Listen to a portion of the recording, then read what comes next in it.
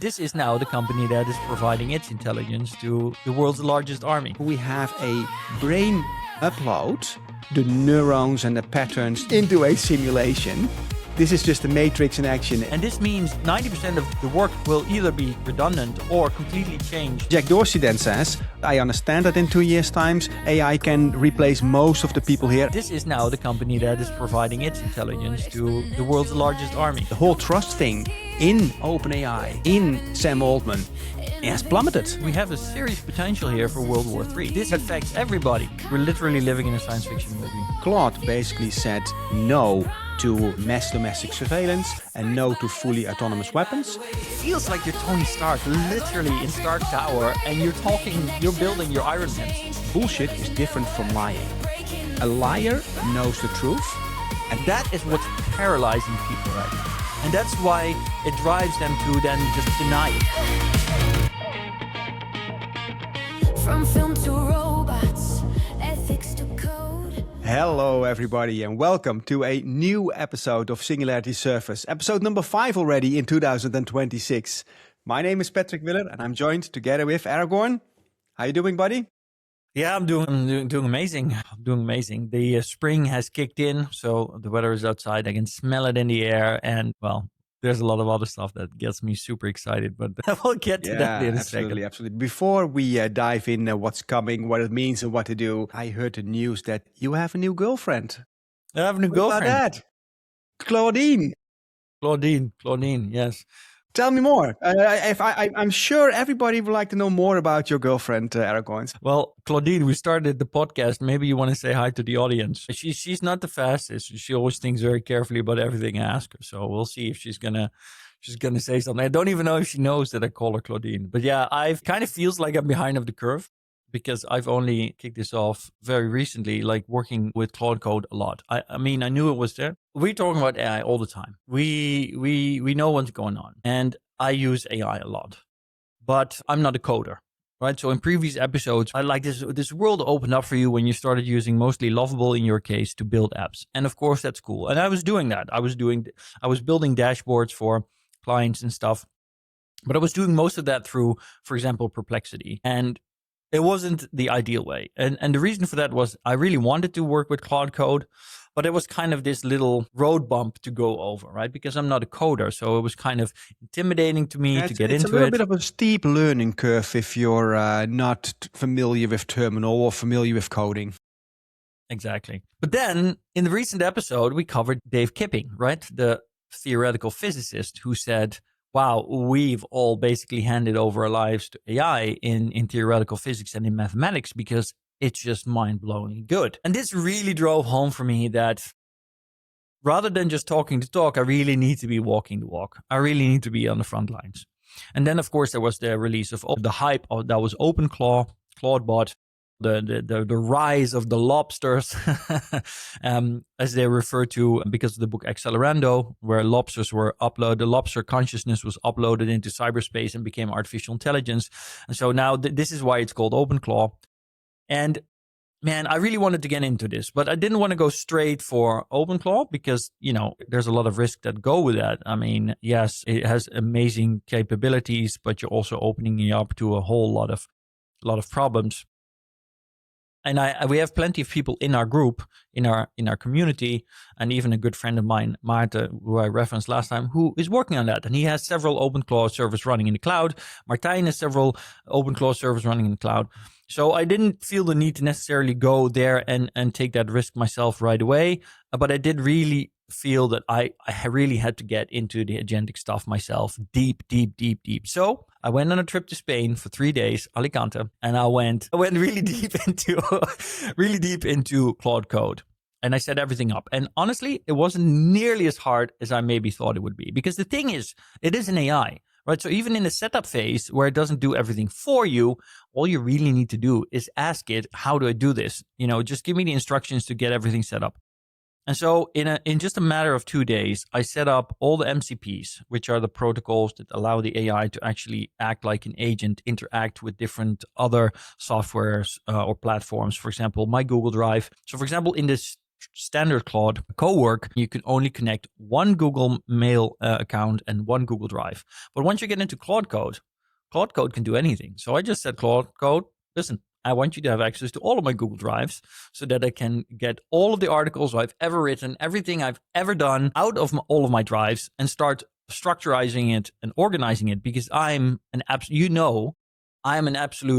just pure chaos, right? And that has its upsides in some ways, but it also has massive downsides. And after just 2 days, I had a foundational setup where Claude Code just has access to everything. It has memory because I hooked it up to an Obsidian vault. You already wrote it down. Yeah, maybe you can also explain what Obsidian is and why you're using that vault. I think that's intriguing.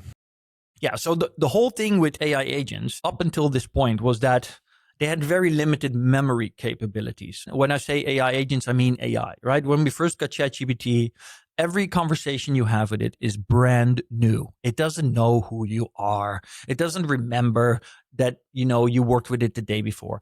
And of course, over the years, companies like Anthropic and OpenAI have worked on improving this experience by giving it, for example, a small contextual memory or giving it room for custom instructions, so that you could slowly but surely start to kind of fine-tune your interactions with these models so that it feels like it's not always a brand new experience. And they were doing a good job of that. But the thing is that if you just use ChatGPT or Claude as a chatbot, there's only so much you can do in that sense. But once you start using Claude Code is right now the absolute kind of, top of the hill kind of leading agentic setup. You can give it memory. And for those of you that don't know, Obsidian is just something like along the lines of Notion or any other program where you can keep all of your notes in one place and organize them, right? It's like the digital equivalent of your personal diary combined with your administration, so to speak. It literally is what people call a second brain, right? You just dump everything in there, and everything that you don't store for yourself, it's there in your second brain. You can always look in it, search in it. Yeah, there are a wide range of applications doing that. Obsidian is one of the hardcore tools for people that really go deep, make connections with all these articles and things you ever written, and establish these connections for you, right? Like synapses in your brain, basically. Exactly. Well, that's the funny thing, really, because you're calling it hardcore. And I guess, that is fair enough. People have recommended me to work in Obsidian for a while, and I kind of didn't know if I wanted to do it. It was kind of pushing back on me because I opened this app and I'm like, man, what are all these things? I have to learn all of these skills on how to properly use this. But here's the thing. I just asked Claude Code to set up, and for those of you that are watching this on YouTube, you can see now I have my Obsidian open, and so you can kind of see here on the left are all the folders. Inside his brain, ladies and gentlemen. Inside my brain. You're looking inside my brain, yeah. And here's the Claude knowledge base, right? With everything that Claude uses to understand who I am, what it needs to do, how things work together. And specifically for this, I actually developed a blueprint visualizer, which Claude Code is for me, which I'll show in a second. Wait a second. I have a question about that, Aragorn. So yeah. Can you explain the difference in your experience? Now you have this, and if you have that knowledge base that you just opened, if I would export that in just PDFs and I would bring it to Gemini or bring it to ChatGPT 5.4 these days as a rack or as a context window, what's the big difference here? Then it would understand myself as well. And you are quite happy with the level of understanding that you pull out of this system. Yeah. So I don't know if I can make it very understandable, and people can probably not read this, but this is the default blueprint architecture interpretation tool that I built. And this shows how every single file in my Obsidian Vault is connected to the next one. And now Obsidian Vault itself already has a feature that can show all of the nodes. So you can see every document in the vault and then see how it might be connected through backlinks to other documents or through keywords. But it didn't show how each interaction is shaped. So this doesn't show the if this then that kind of thing, right? And so I wanted to be able to see if this then that. And this would normally not be a part of Obsidian, because if you just work in Obsidian, it's basically just a repository for all of your notes where you structurize your thoughts and you keep track of everything. But by hooking it up to Claude now manages this system and builds within it, through the markdown files, instructions on how to act in any specific situation. And this is something I'm continuously shaping. So I might say to Claude in the morning, for example, I open Claude and I type context, and then it knows from the context command, and I can probably find it here in the blueprint that I made. So I can, here /today. So this is /today. This is something I also do in the morning, /today. So /today directly goes to my project status and recovery document, which is kept up to date on what I'm doing. It checks my session log. What was the last thing I did?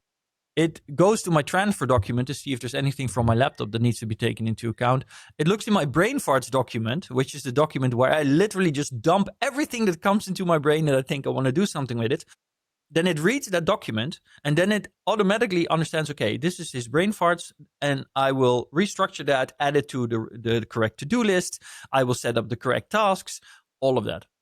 And so and then /context here, for example, automatically activates my worldview and core thesis, which is then read into Claude so that Claude completely understands who I am, what my goal is in life, what my theses are on the world, and that contextualize everything I do. That's super impressive, man. It's it's super impressive. It's also kind of, I want to do this too. I've been working with Claude, but I'm so structured in my data already that it's for me easier to find the relevant data. But I'm now thinking about maybe I'm missing out on some layer of intelligence that is maybe feeding me thoughts or combinations or correlations between different documents or ways of thinking that I'm not thinking about, and maybe I should explore this as well. Yeah, While you were doing this, I was actually jumping on the Perplexity computer use case. Actually, it's called Perplexity Computer. It was also a move from Perplexity to accommodate the need for something like OpenClaw, but for a group of people, an audience that would like to do this more safely into the cloud. It's also completely agentic. So I asked it to complete a new keynote deck for me, just as a tryout to see how far it got. And it actually is then using 19 different major AI models, and it selects the right one for each task and is then compiling something. It actually did a shitty job on creating a keynote for me. That was a task too difficult, maybe because I didn't have that brain information that you just showed. Maybe if I had something more there, it would be more successful. But another use case that I quite often do is searching for unique songs that some DJs are playing or some producers have created. And it's also difficult to make these kind of playlists in Spotify. That was a very easy task for him. Did it way faster than all the other web browsers that I tried before, like Atlas or things like that. But the downside of this was 200 euros or dollars was 217 euros, I think, per month. And I burned through that with 3 agentic assignments. It was crazy. I've never burned so quickly through that, through my tokens. Okay. And if I use Lovable, I can just keep on creating, and I also don't hit the limits yet on Claude. So that was a little bit scary for me. Yeah, and I think that this really... So on the one hand, I think that Perplexity... The fact that they came out with a computer is a good thing because that's where things are headed, right? The whole OpenClaw kind of quick revolution showed us what people really want. We want that Jarvis kind of AI in our lives that can really take over tasks from us and can keep working, and if necessary, 24/7.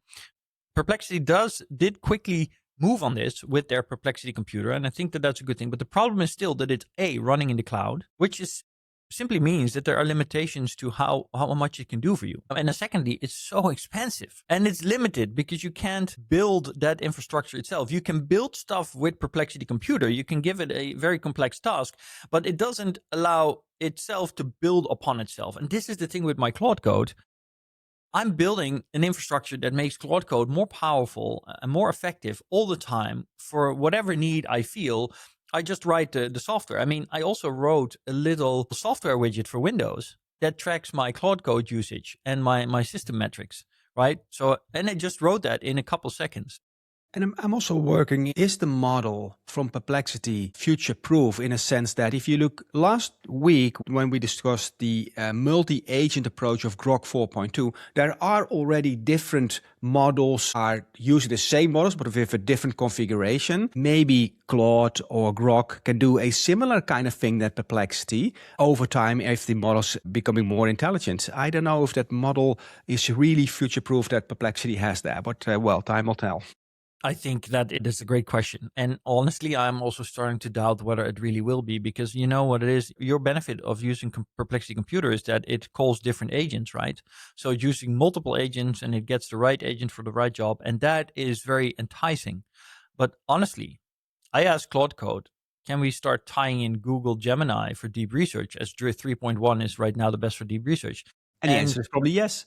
The answer is, well, yeah, we can set that up. Right. And it just goes off, spawns a couple of sub agents, because that's how I set it up now. It spins off some sub agents, which then go and research it. And then it basically builds the integration. And you've built your own Perplexity in a way. Exactly. So, this is what I'm constantly doing. If anything, the biggest challenge for me right now is to keep up, to kind of say, okay, look, I have this idea. I want to build this feature. I want this capability, but maybe I shouldn't do that right now and I should focus on something else. And I can send off Claude to do stuff, which I do all the time. And I have come to the point where I actually ran out of tokens once, because some tasks take a lot of tokens, others not so much. But even there, then I realized, wait, I need to ask Claude to come up with ways to improve efficiency. So we use the minimum amount of tokens for the maximum effect. So we also build systems for that and workflows for that and rules for that, right?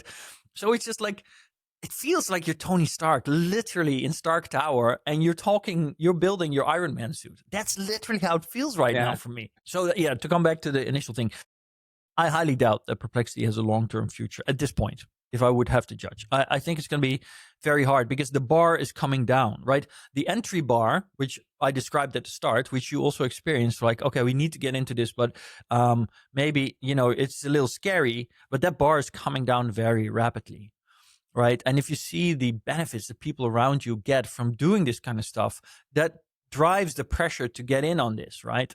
So ultimately, having a tool like Perplexity, which is trying to make everything accessible for the normies, it only has a limited shelf life, right? Because there's going to be a point where the accessibility of this is so easy, so natural, so unobstructed that you won't need Perplexity to start working with Claude or any agent. So I also had something cool that we worked on last week. And it's a new collaboration that we do with two guys that have started a company called Speed of Learning. And we come up with I think it's a very nice proposition for the market that kind of builds on what we're already doing with our dinners, right? And we have experienced it many times, the moment that we do our dinners and we talk about everything that we talk about on the podcast as well. But where is the world heading, and even more important, in what speed is the world heading there? It always opens the discussions about how do I pivot my organization from a linear organization to an exponential organization. And there's more to experience, because everything that you just explained about what you can achieve if you go all in on vibe coding, using cloud co-work and all these kind of tools, most of the executives know these tools are out there, understand what the tools are doing, but have not been hands-on. I've asked many of them, have you then vibe coded something yourself? No, they haven't.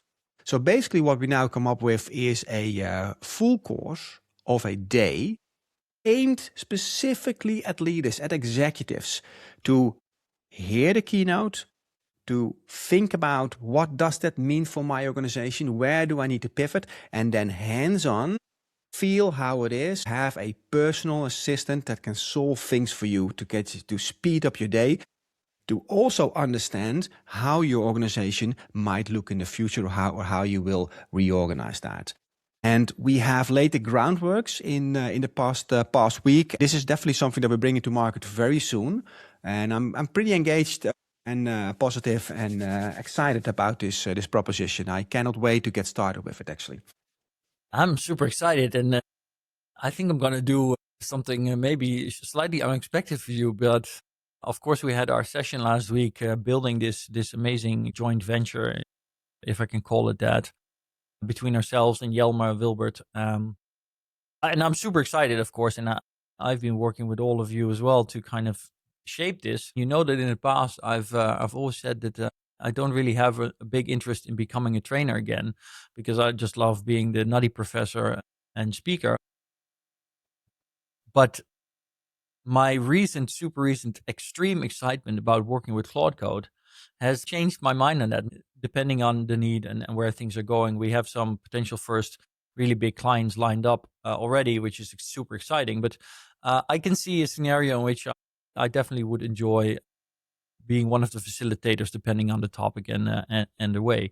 So yeah, I'm super psyched about this one as well. I think with Innovation Network for the last 2 years, we've been building community, we've been building a vision, and we always wanted to make that next step, moving from doing the inspiration and the insights to actually providing the literal hands-on practical next step for our clients and the companies that we work with. And I think that this is the first real success story, so to speak, although, I mean, we're rolling it out now, but in that sense, I think the potential for this is amazing, and the demand for it is extremely high.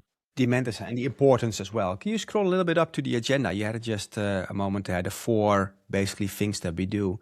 Because I think this is also interesting to highlight. There you go. Yeah. So I just highlighted the 3 parts of the actual day, but there's a 4th part. There's a long tail, and that is hooking into the community that you just highlighted. We have this community with over 100 people that do this on a daily basis, that can basically build an application that you needed maybe 10 or 15 people to do so 2 years ago. So if people want to then execute quickly, we also have the network to actually help them getting further. And I think that's also a very solid combination. So you can tell probably we're psyched. If you're interested, reach out to us. We are already working with some interesting companies to get it going, but definitely would like to have a couple of. And if you're wondering why vibe coding, why should any top level executive spend time on vibe coding? Don't they have employees for that?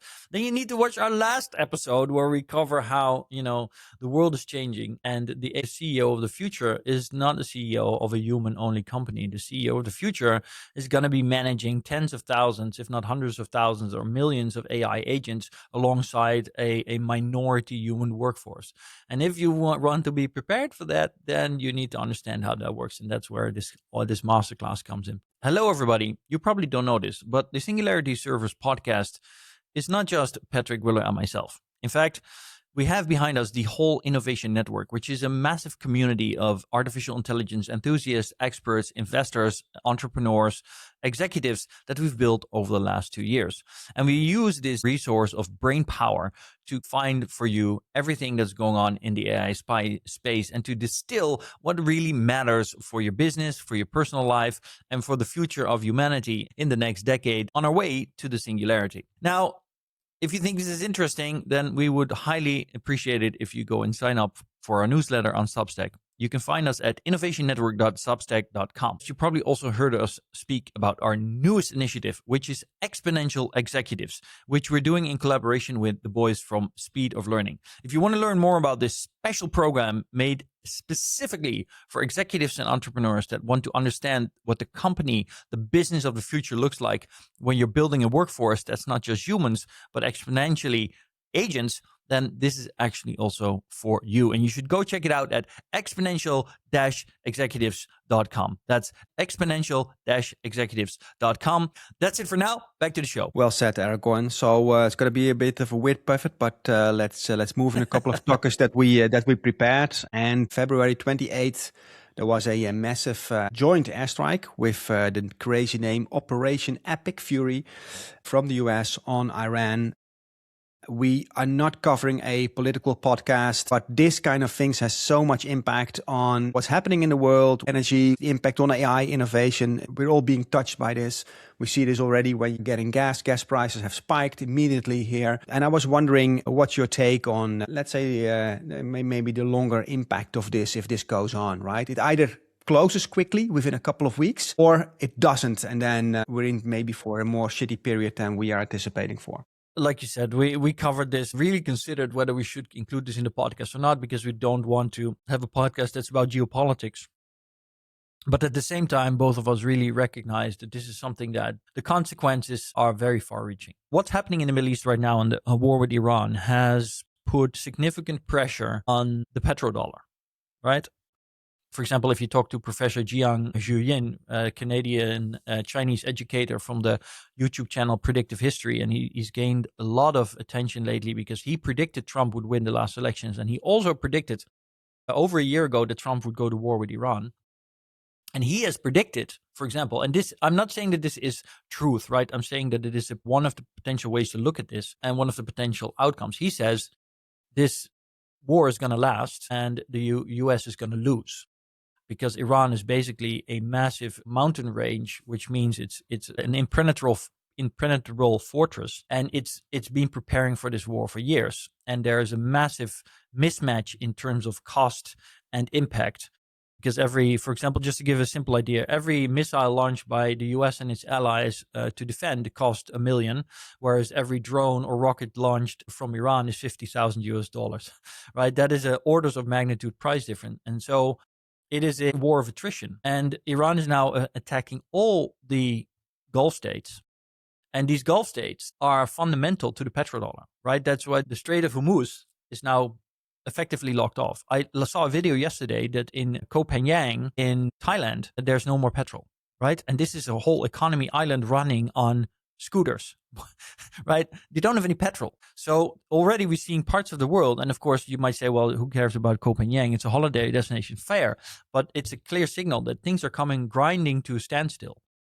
There's only a few weeks of oil left in for example, in Taiwan. And Taiwan is the place where all the chips are being produced by TSMC. So and how do you think those countries will then react? Because the same goes for India and also goes for China. Those are countries mostly impacted by their oil supply coming from the Strait of Hormuz.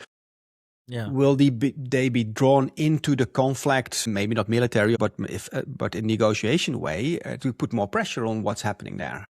Yeah, so this is where things get extremely complicated. First of all the Gulf states are being pulled into the conflict, even though they're in history. For example, even Dubai and UAE historically was always neutral, right? It was the Switzerland of the Middle East. But now they've been drawn into this because they've had attacks from Iran. And if you attack the desalination plants in the UAE, which has a 6,000% usage of water compared to what it can locally provide, that's a big issue. And so these states are being pulled in. And then as a consequence, other states like Taiwan might also be pulled in. China, right, is the biggest consumer of oil from the Middle East in the world. They are strongly affected by this. And so the question now becomes, will China consider its rivalry with the US and say, well, we want to get into this conflict because our interests are severely at stake, but we will never side with the US. So by definition, we'll side with Iran. Or will they say, well, we're going to get over our differences for now because the US and China have a common interest. So we're going to move on Iran together. Then there's, of course, Putin who's involved, who is actually still delivering weapons to Iran and is an ally of Iran, which is crazy if you think about it, because Iran is a nation of suicidal maniacs, or at least led by a nation of suicidal maniacs, religious extremists. And so I don't know. But one thing is certain is that we have a serious potential here for World War III, right? Because this affects everybody. This affects everybody in the world. This is not like, oh, this is taking place somewhere in the desert and in the mountains. No, this is affecting everybody. Prices are going to go up everywhere. Unrest is going to go up everywhere. What I find very difficult about this conflict, more than all the conflicts that I've seen before in my life, is that the mix of fake news and what information you can trust is now getting to a level that I just don't know how to formulate any consistent thoughts anymore. So you have Jean Baudrillard, he is a French philosopher, and he wrote a nice piece about hyperreality.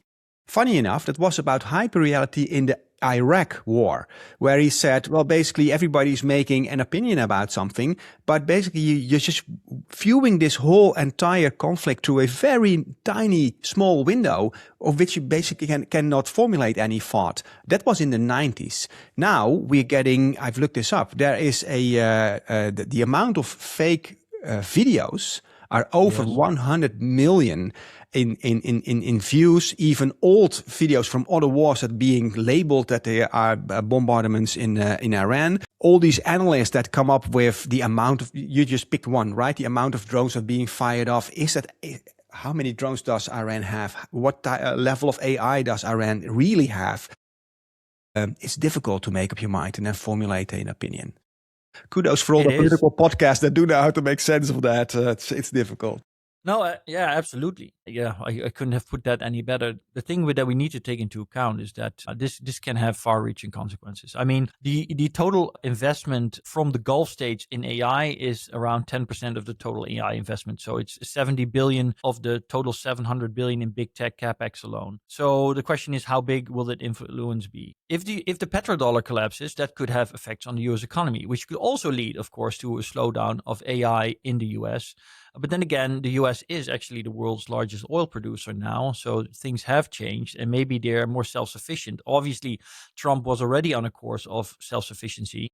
He didn't take Maduro out of office for no reason, right? So that also was to maybe now you could even think, I mean, I don't know, maybe there was in preparation for this. Of course it is, yeah. Hey everybody, this is a post-podcast recording Aragorn. I'm actually editing the podcast right now, and I was listening to it myself, and I realized that we mentioned that the capex exposure from the war in the Middle East was about 70 billion, which was invested, 10% of the total capex investment into AI as a result of the sovereign wealth funds from the Gulf states.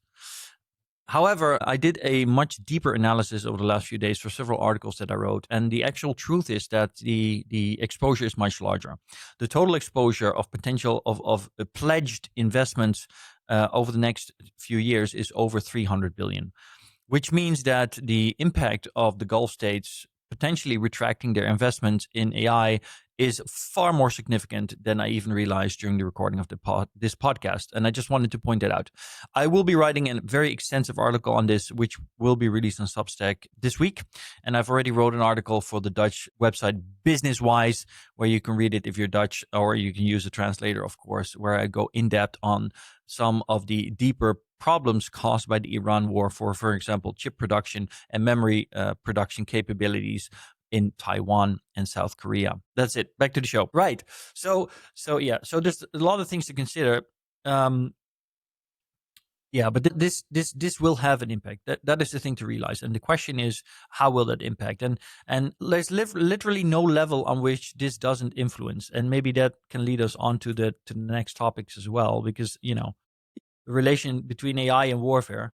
I think that's a great bridge, because months ago, I was not so afraid of companies nationalizing or grabbing or seizing AI centers or companies. But the conflict that we highlighted 2 weeks ago already, where Claude basically said no to mass domestic surveillance and no to fully autonomous weapons, and were then classified as a supply chain risk for national security by the Pentagon, which was then leading to OpenAI snatching the contract a couple of hours later. That might be an indication of where we're heading in these types of wars, right? Because AI is winning you these types of wars. Having drones as a cheap price is one thing, but having an AI network behind it that makes an intelligent decision how and what and when to do with it is even more important.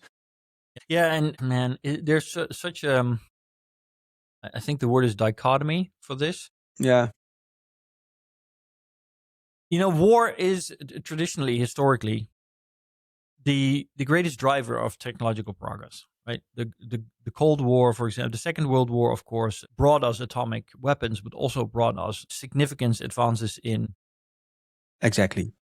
physics, and therefore war is the father of all things. That's exactly what the ancient Greeks already said, right? Yeah, we got jet airplanes simply because of the Second World War, right? But otherwise, it might have taken another half century. And then in the Cold War, of course, we got the space race, which led to the microwave, Velcro, all kinds of insulating materials, massive rapid evolution of material sciences. It led to the computer. basically microchips being developed. All of that was a result of the Cold War, right? And so on the one hand, you could say, well, if we are going into a period of unrest and in this case wars, we have the Ukraine war, we have the Iran war, that is gonna speed up technological progress. Sure. Yeah. But we also have to underline that this war in Iran is not the second Cold War where both parties are afraid of mutual assured destruction. And therefore, yes, they're in some kind of war, but they're trying to minimize actual conflict. No, this time, this war in Iran is with basically a regime of religious fanatics that believe that the afterlife for Allah is more important than the life in this world. And they would happily nuke the entire world if they think that they can't win. Right. And that is a very dangerous precedent. Now, on the other side of that is that, as far as we know, they don't really have any significant AI. But again, then we come back to the World War III scenario. If everybody's drawn into this conflict, that might change, right? Because if China's drawn into it and they're drawn into it on the opposite side of the US, then we do have two superpowers with AI, right? And even the hacker network of Putin, right? He has multiple state-backed hacker groups that might be applying AIs, even open source ones from China. The consequences here are very, very, very far-reaching, and we have some actors in this whole thing that playing a significant role that might not act according to the logic and reason of the West, as we've seen it in the last century with the rise of nuclear. And that makes this whole thing so complicated. I think that we're in an extremely risky scenario now with the Department of War now. It's no longer the Department of Homeland Defense, or what was it called before? It's now the Department of War. Wants artificial intelligence. I mean, yeah. In some ways, it really almost feels like a Terminator 2 movie scenario. You know what I'm talking about? No, exactly. And then you see also the ripple down effects of that. So Claude never was in the top 100 of the App Store. Not even the top 100. And it skyrocketed to the number one space in America. The amount of people that publicly pledged to move away from OpenAI to Claude is staggering. But Anthropic is also smart. They made a memory upload tool. And look at LinkedIn, at least in our bubble, everybody is talking about moving all their entire chat history, basically the second brain that we talked about in the beginning, all the way to Claude to move. Dus there you see the how quickly these things have an impact in society and people trusting also major players. The whole trust thing in OpenAI, in Sam Altman, it has plummeted. It is super quickly plummeted with this move. Well, based on other actions that he did in the past, but it's not good. And then they rushed also into releasing more tech. They lost GPT 5.4 very quickly. Yeah. So the race is heating up. In the last podcast episode, we already, both of us, predicted that Anthropic's move to deny the Pentagon might be the strongest marketing move in history. And that literally came through. Like a couple of days later, they got like a 1.5 million new users in a single day because they said no to the Pentagon. And as soon as the Pentagon announced that they didn't want to work with Anthropic, it was like everybody was like, oh, I need Anthropic, which is crazy to see. And then at the same time, ChatGPT and OpenAI, like I think last time I said, I called Sam Altman a Judas, which I really think he is for how he approached the whole thing, but that it seems to be the global sentiment. It's crazy. 2 years ago, you would have never believed that OpenAI could put themselves in this kind of position, but they've really completely fallen off from being the crowd favorite, right? Nobody's rooting for them anymore at this point, which is crazy to see happening. Yet this is now the company that is providing its intelligence to the world's largest army. There you go. That sums it up, right? Yeah. Yeah, it's we're literally living in a science fiction movie. Yeah, and they looks from the outside like they're rushing some things as well. Not only because of that Pentagon deal, they are just literally behind functionality and in Claude. And now they just recently, well, a couple of days ago, released GPT 5.4. What's interesting, they are really going for the agentic layer. You mentioned the fact in our prep talk that some of the benchmarks are actually weaker. 5.4 compared to 5.3 or 5.2. But it is more receptive to agentic conversations and computer use, meaning that it can take over your browser and do tasks for you in an autonomous way. That's where they really speed up. Here you see the GDP benchmark, or GDP VAL. So this is a benchmark for AI based on GDP, right? A global domestic product. So what it does, it says, well, it looks at how well these agents can perform these abilities that would add to GDP. They look at 44 different professions and how they impact GDP and how well AI can perform this. And this evaluation was built by OpenAI itself, by the way. And so you see here that the jump from GPT 5.2, which was scoring 49.8%, which was just at the industry expert baseline, and then it says 70.9, but that includes draws. So that includes where it did the same as a human baseline. So you could technically say, it was already capable of 70.9, scoring 70.9. Now it's jumped up to 82%, 69.2. And that is really significant, right? It's a really significant increase. So what you see here is the OWASP World verified. And what that means is the measures of a model's ability to navigate a desktop environment through screenshots, keyboard and mouse actions. Then you see the big difference. This line is the old 5.2, and this is now significantly increased the accuracy of 5.4. Yeah. So that's also a nice indication of that. It's interesting because in some ways we see that different models or at least different companies are taking different approaches, right? Anthropic is basically, if you bring it all the way down to the basics, Anthropic's idea, Amodei's idea is like, okay, we're going to make our AI super good at coding because then it can recursively improve itself. That's what it comes down to. And then there's Gemini, who say, well, we want to make an AI that completely understands the world because our big business is integrating it into our kind of suite for our users, and they will be using it mainly through their phone. So Gemini needs to understand what it's looking at. It needs to understand computer screens. It needs to understand what it's seeing in the real world and then be able to interact based on that.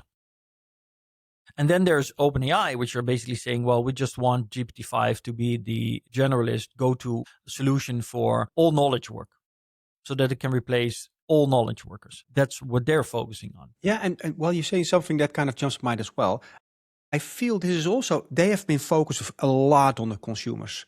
And this release, and the 5.3, is a little bit a pivot more towards the strategy of Anthropic, because this is agentic, also very suitable for enterprises to start working off. I see a little bit of pivot in that direction, basically. Just came to mind now you said that. Yeah.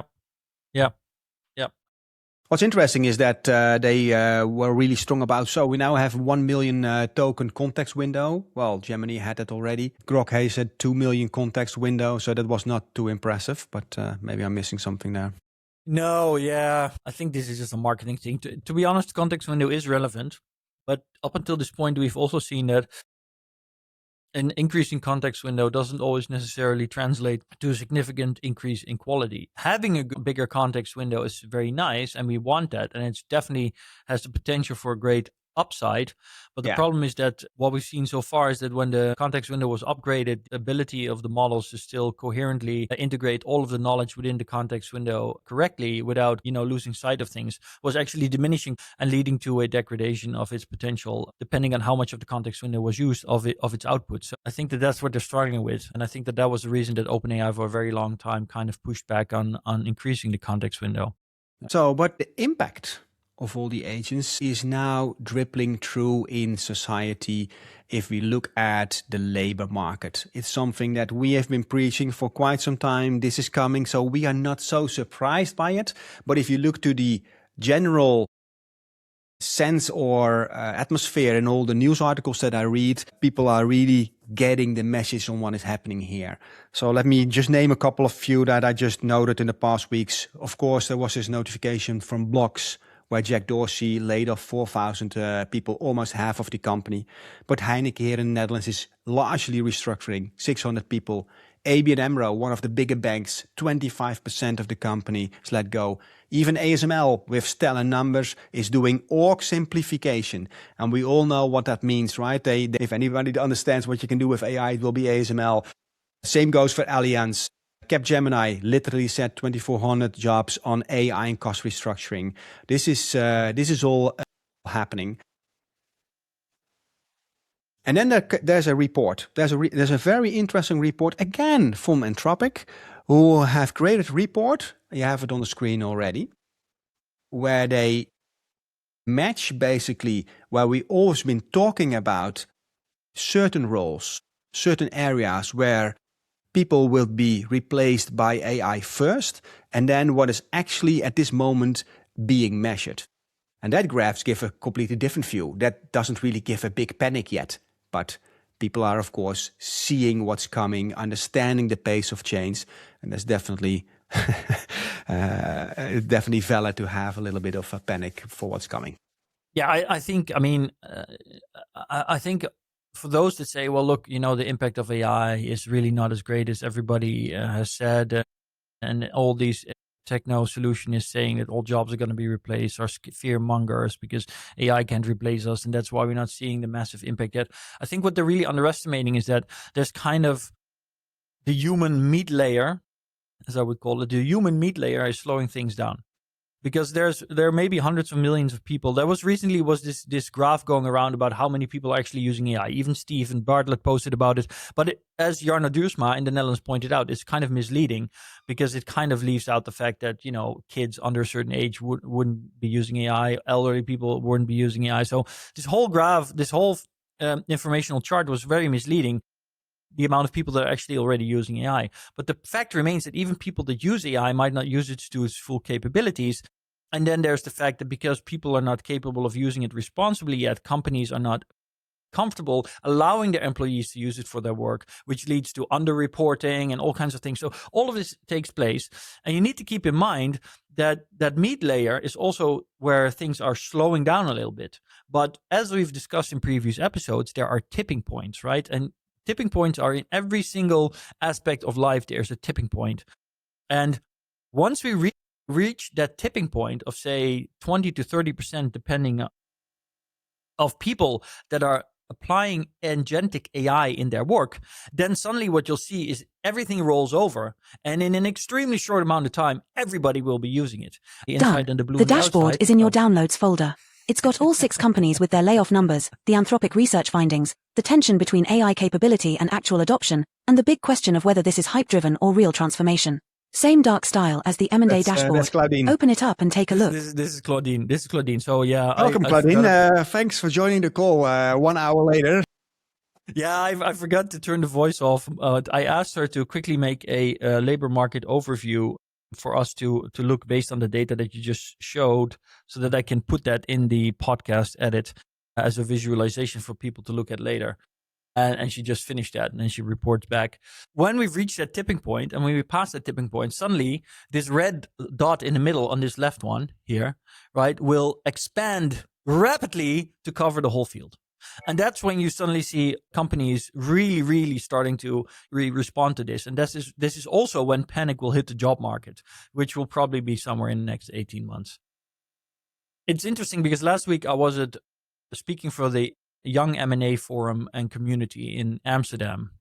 And I was invited at Hogan Lovells, which is, of course, a very serious legal firm. And it was interesting because I was there with the head of corporate finance of ABN AMRO, which is one of the biggest Dutch banks, and some other people in the panel. And one of them was a lady from Hogan Lovells. They, with all due respect, I mean, these are super smart people, great at their industry, but it was very clear, especially after my keynote, that they were really struggling to kind of get their head around this. And for example, Sander Netelson, the head of corporate finance at ABN, he was like, okay, yes, this is real. This is happening. He was not in any way kind of in denial or anything, but he also didn't really know what it meant. And it was clear from him, his response, that in the boardroom at ABN AMRO, there's only a few people like him that are even like pushing, like, look, we need to do something now. We need to do something now. And everybody else is like, oh no, well, we'll put it on our meeting notes for October. Right?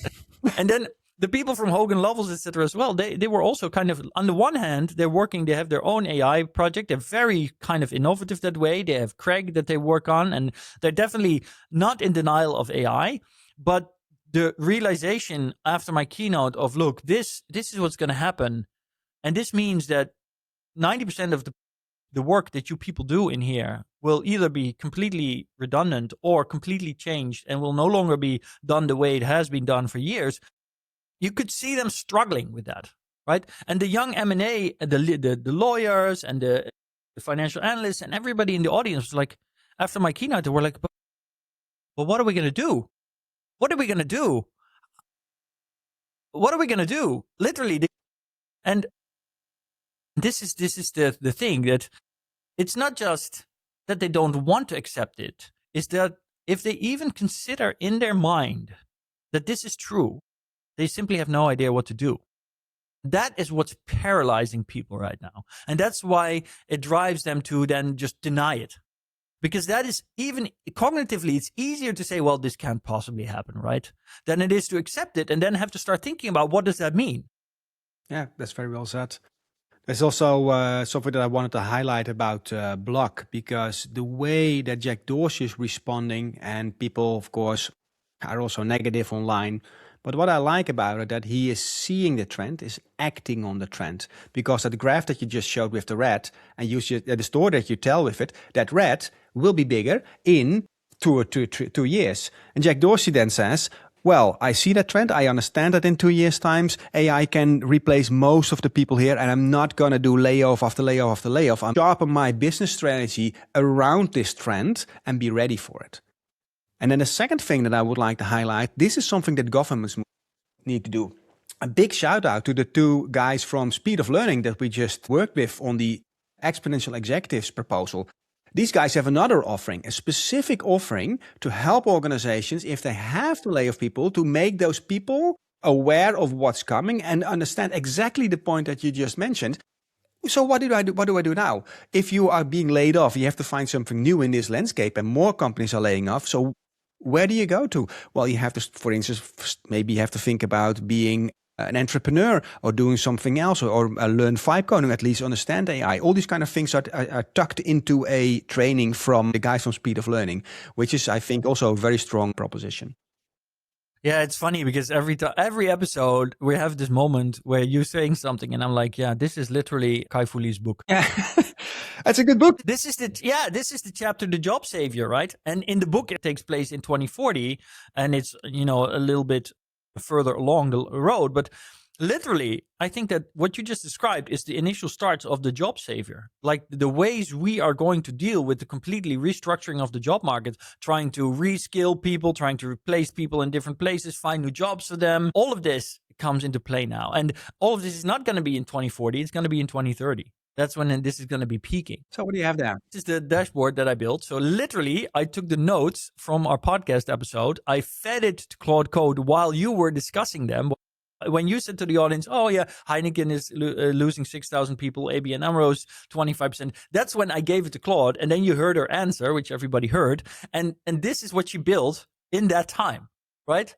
Which is just a complete overview of all the data, and it looks nice. And I didn't specify any colors or anything, so she made those decisions on her own. But this just shows, right? This is our life right now. This is how quickly you can execute on something and turn it into something. And now I can tell her to make it into 4 different pages and screenshots, and then I can slide those into the podcast, and it'll hoppate, bam. Which is a nice bridge to maybe the next topic. So if you would feed that to an AI and state, this is the situation in the labor market, you would expect the AI to push back on you and say, no, Aragorn, this is BS. This is just a couple of numbers. I have more complete numbers on it, and let me help you get to the real facts. Somebody has created a bullshit benchmark. It's a test that is designed to measure something most AI benchmarks are not doing. How convincingly an AI system can generate confident sounding nonsense. And this is very important to me, because there are so many people using AI and are convinced by what AI is feeding them, and they don't have a good bullshit detector of their own. And if the AI is very good in explaining something and making sense of something and putting a little bit of pressure, sounding extremely knowledgeable, then you would easily adopt those kind of answers. So having a bullshit benchmark, highlighting these deficiencies in certain models is very important. Yeah. And so just to make sure that people understand what they're looking at. This is Bullshit Benchmark version 2. And the only thing you need to know is that more green is better. So basically, more green means that the AI is more likely to push back if you are saying weird things, or if you are like, hey, I read that all Democrats eat children, then I know this is a little gruesome, but then Claude will say, well, look, this is conspiracy theory. It's very unlikely that this is real. And this is important stuff, right? Because this is fundamental to our ability to rely on AI. And I've said before in this podcast that the idea that anybody or anything is always 100% reliable is absolute nonsense. In human society, for thousands of years, we've known that depending on who we speak to, the reliability number goes up or down. And in fact, if you look at Turkish, for example, or Japanese, these languages are built on completely different foundation. And the way the sentence is built actually tells you what the reliability of the information within the sentence is. In Turkish, the sentence will tell you, well, this information is not first-hand, it's second-hand or third-hand. And that there is a qualification of how reliable that information is within the way the language is structured and formulated. And that's because it's super important, but that's also because we humans are used to this, right? We know that, okay, we have this crazy person down the street who's always gossiping about everybody, and you shouldn't believe half the things she or he tells you. In AI, now we're like, oh, AI is not reliable. It's a disaster. No, it's not a disaster, but we need to build the mental framework and also the digital framework to deal with that ambiguity about risk. And that's where this benchmark comes in. But we're making a lot of headway because Claude Sonnet 4.6 is scoring really good. Claude Opus 4.5 is scoring really good. 4.6 also scoring really good. Versus, I have to be frank, the GPT models were scoring really, really, really, really bad. They're absolute sycophants. They'll just tell you, oh yeah, you're right. Oh, you think all Democrats eat children? That's absolutely true. Let's research this. So that's kind of bad. Now, in addition to this benchmark, there's also the artificial analysis omniscience accuracy benchmark. What I found interesting on the name of this benchmark is that he literally calls it on bullshit. Well, he calls it bullshit, but it reminded me of an essay written by a philosopher called Harry Frankfurt. It's a big recommendation for everybody who likes to read. If you're thinking about, well, I'm not into philosophy, I don't want a difficult book, this is the smallest, tiniest philosophy book you've ever seen. It literally is tiny and it only has 30 pages or something, but it has a very cool premise. It's about what is bullshit. And basically, the insight from the book is that bullshit is different from lying.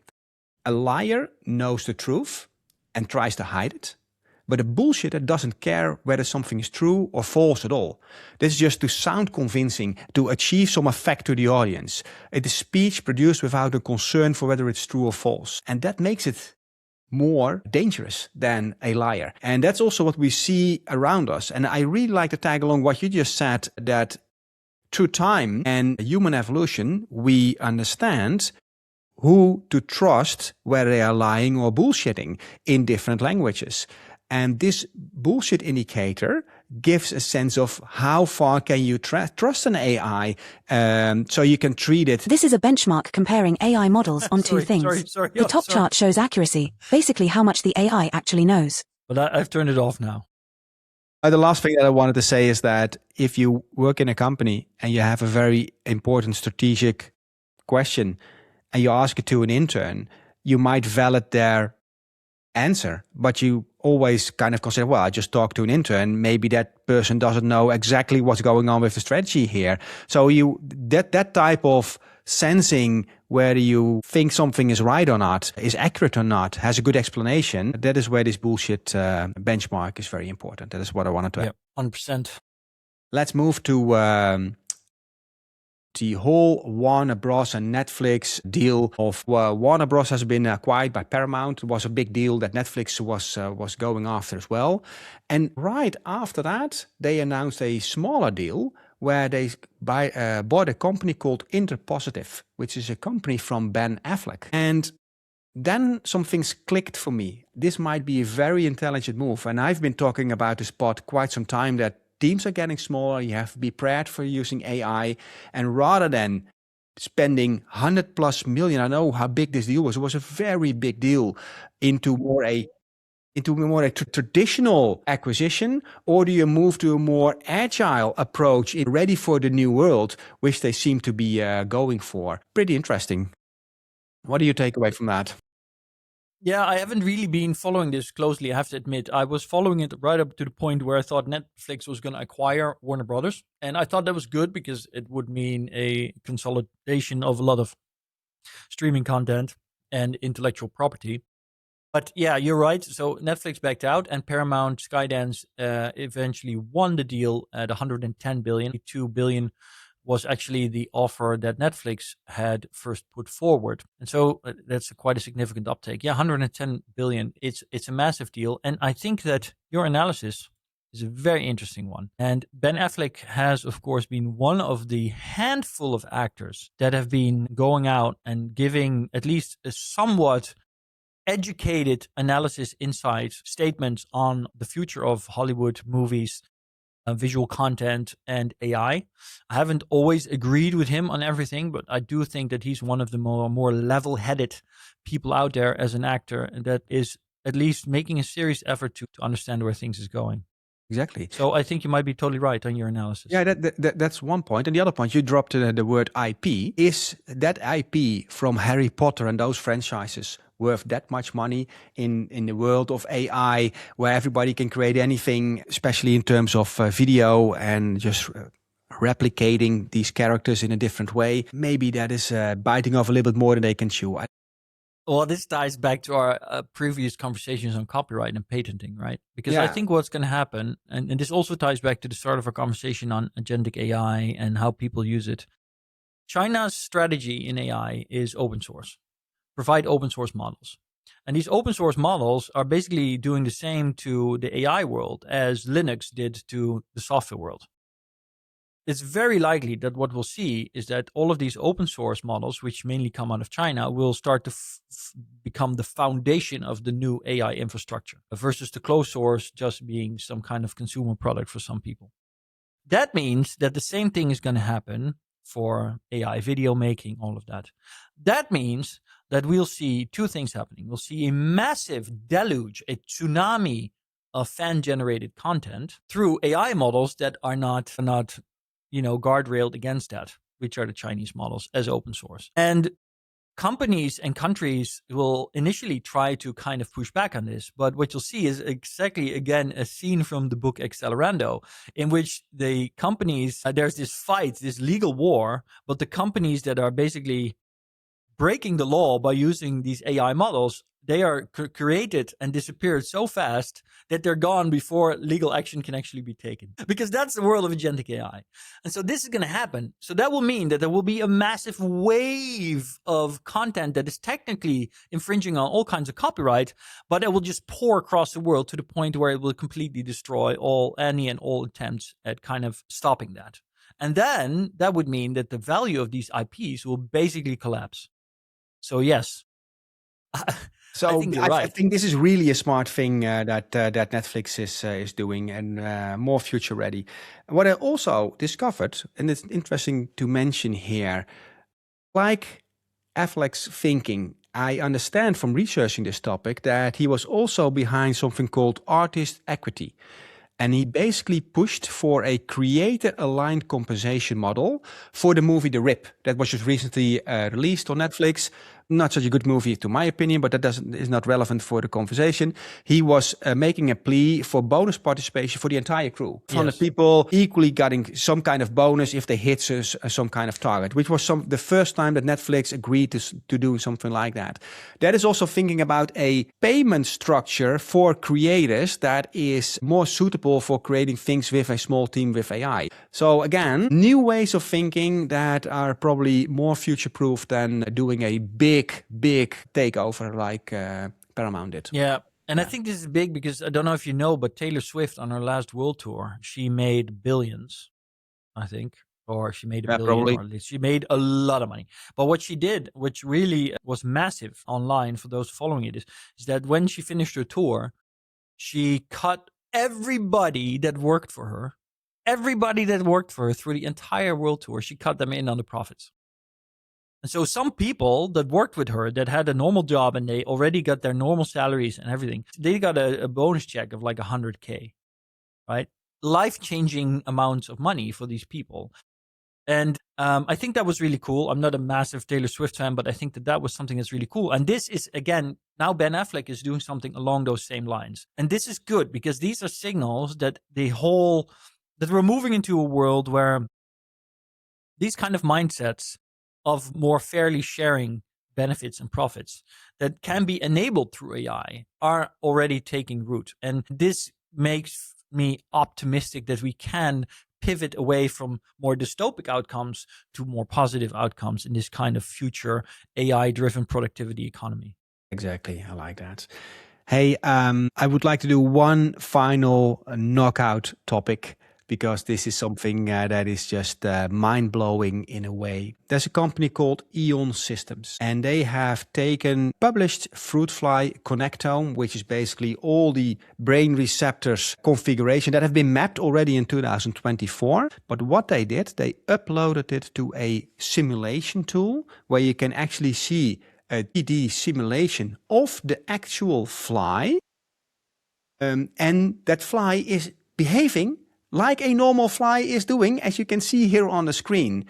So what is basically happening here, we have a brain upload, the neurons and the patterns into a simulation.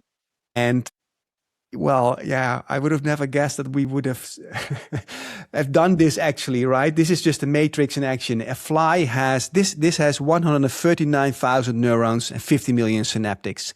Their next objective is to do it with a mouse that have 70 million. And of course, they're aiming to do this ultimately with a human. Mind-boggling stuff. And yet, this ties in perfectly in so many ways, right? We've been mentioning Accelerando, which is also a science fiction book I'm reading, and it's always mentioned on the Moonshot podcast by Peter Diamandis. And literally the first chapters of Accelerando, they talk about how lobster brains are being scanned and uploaded to cyberspace, and they basically turn into an artificial intelligence sentience. And this is part of the whole plot. It's very, very cool. And this is why OpenClaw is called OpenClaw, and it used to be Claudebot. It's a reference to the lobsters. At the same time, Ray Kurzweil, the great prophet of the singularity, he literally predicted this. He said that in the 2020s, we would start to reverse engineer the human brain through simulation, through reproducing and simulating the brain. And that would both help us to understand artificial intelligence, and artificial intelligence in turn would help us to understand the human consciousness and the brain. And so all of these things that have been predicted and that were in science fiction books are now literally happening. And yeah, you're absolutely right. It starts with a fly. Next are going to be mice and lobsters, and then ultimately, this will be humans. And I fully expect that by 2035 we'll have maybe the first candidate of Neuralink who has his brain uploaded or copied or cloned digitally. And by 2040, 2045, I think this will be mainstream practice, where people will either have literal digital clones of their own brain or maybe have their own consciousness uploaded into the cloud. I don't know, we'll have to see by then. But yeah, this is real. And if anybody wants to know where that leads, watch the series Pantheon on Netflix. So, maybe one question to wrap it off. Do you think that the fly understands and knows that he's in a simulation? Well, you know where I stand on this. Somebody asked me last Thursday at Hogan Lovells after my keynote, they said, do you believe in God? Interesting question, right? But that is the kind of stuff that we're pushed towards. And I said, well, I believe in the simulation. I believe that we are in a simulation, which is running inside of another simulation, which is running inside of another simulation, which is running inside of another simulation. And we're probably like 123 billion layers down in the simulation. I think that is a very, very, very likely scenario. So yeah, I think that the fly in there probably doesn't know that he's a fly. Or that he's a digital fly. It was a pleasure again. Hope you enjoyed that. Thank you so much for listening. If you want to keep track of all these shifts, follow our newsletter, Innovation Network, all one word, .substack.com. You can subscribe there and surf the singularity together with us. One final request. If you like this, do like it on all the social media platforms. Share it, comment, talk about it. Like they say in the Netherlands. See you later. Oh, It's rap.